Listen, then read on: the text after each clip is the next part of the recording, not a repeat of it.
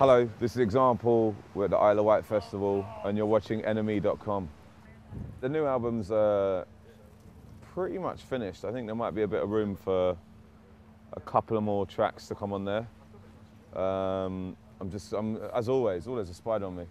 Sorry, spider. As always, there's like, when you think the album's done, at the 11th hour, you always get random beats turn up and they become like some of your biggest songs.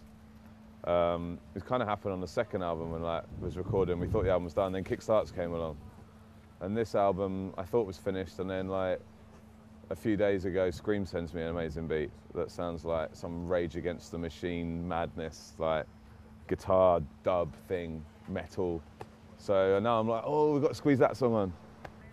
I mean, the album essentially is still like electronic. It's all the producers are DJs or electronic producers. And I just think influence-wise, I didn't want to just reference the same people. Like my last album was very much influenced by trance and dubstep, but albeit with like sort of rock vocals. This time I wanted to actually involve a bit more rock music. So a lot of the riffs, instead of being keyboards, are all big guitar riffs. I'm not like trying to make a grunge album or make a metal album because I'll leave that to professionals.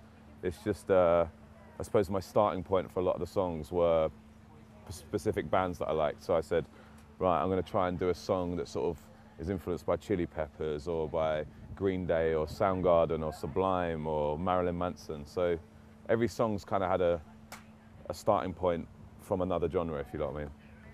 I'm a huge Kasabian fan. They're probably in my top 3 favourite bands ever, along with Nirvana and the Kinks. But I don't think people will maybe hear any influences from Kasabian maybe in my music, but there's certain things that I pick up on from the lyrics or the riffs or even just the mood of it that I try and incorporate.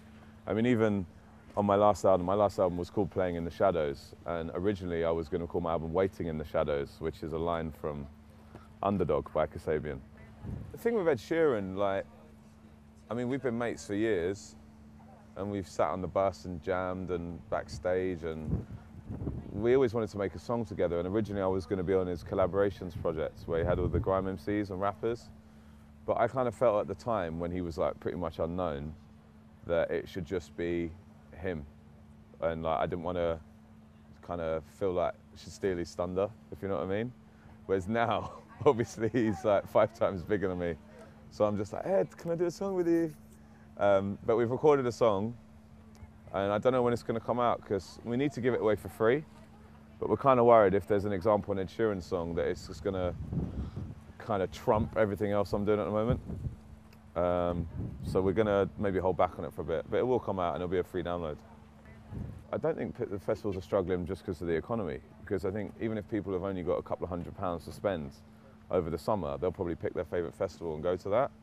I think the main thing is certain festivals haven't put exciting enough lineups on.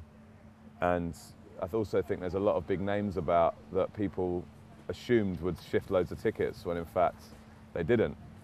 And there's also a lot of boutiques just cropping up. Anyone who had a farm thought they could start a festival and put on a tribute act and someone who won X Factor mix-matched with a random grime MC, and there's no real thought going into the programming of the festival.